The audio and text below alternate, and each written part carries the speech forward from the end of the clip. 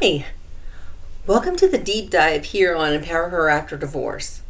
If you are navigating the really challenging terrain after a divorce, you know that the legal stuff is just the beginning.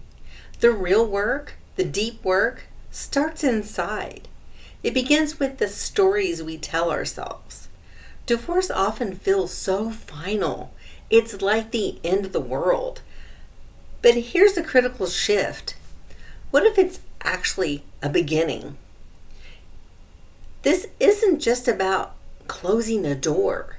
It's about the opportunity to open a brand new one. To a future you get to create from the ground up. So many of us get stuck, held hostage to painful beliefs that just play on a loop in our heads.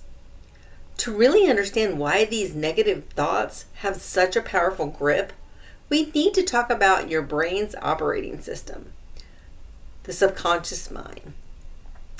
Think of your subconscious like the background software on your computer. The stuff you consciously think about, that's just the tiny tip of the iceberg.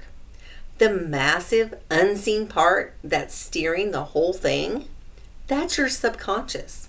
And if you're struggling after a divorce, that subconscious is probably playing like a broken record, repeating negative scripts over and over.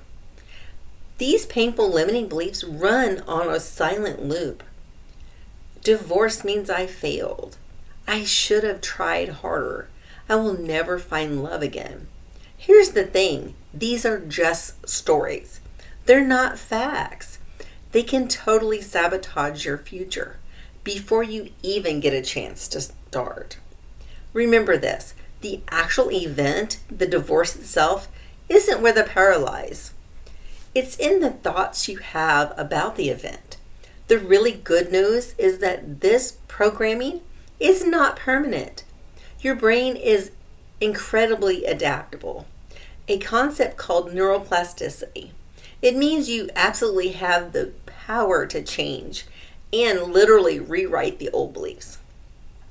We're going to extract the operating manual to recover. Tool 1, become a detective. One of the most powerful tools in your toolbox is called Disproving Exercise. It is a simple 3-step process to cross-examine those sneaky thoughts. Step 1, identify the painful thought. Pick one thought that keeps popping up. For example, I should have known better. Step 2, become a detective.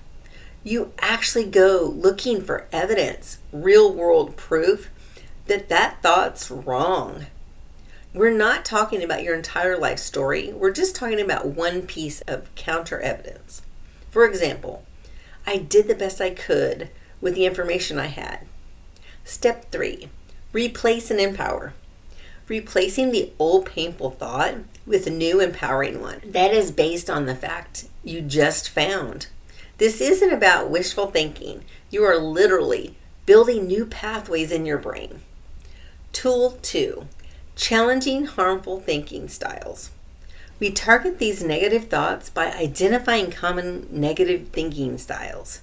Here are 2 dangerous forms of negative self-talk and how to manage them. Mental filter. This is when you focus so much on the negatives that you literally can't see anything positive. It's like wearing dark sunglasses inside. The counter to that is when you force yourself to take the glasses off. Practice gratitude or list at least 3 things that are positive in your life. Even tiny things, like grateful for the hot running water. Jumping to conclusion is another style. It involves making a definitive, usually negative implication without significant evidence. This manifests as mind reading, e.g., my ex thinks I'm a mess. Or fortune telling, I'll definitely struggle financially forever. The counter to that is asking yourself, what is that evidence? Challenge the assumption immediately, reminding yourself that thoughts are not facts. Your ability to predict the future is 0. State one factual piece of counter evidence. I have a solid job. It's amazing how a simple shift in the words you use can completely change your perspective and start the rewiring process. This shift can help you go from victim language to empowerment language. Just look at this contrast. Instead of, I can't believe they did this to me. Shift to, this taught me a valuable lesson. I failed. Shift to, I did the best I could with what I knew. I was abandoned.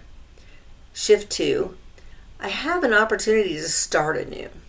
This small change can put you right back in the driver's seat. Rewiring your self-talk is fundamental to building a sense of emotional safety for yourself.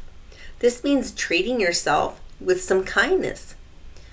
You'd give that to a friend. You must show compassion and give yourself grace for the past decisions. This is especially critical when setting boundaries and the rules you set to protect your well-being.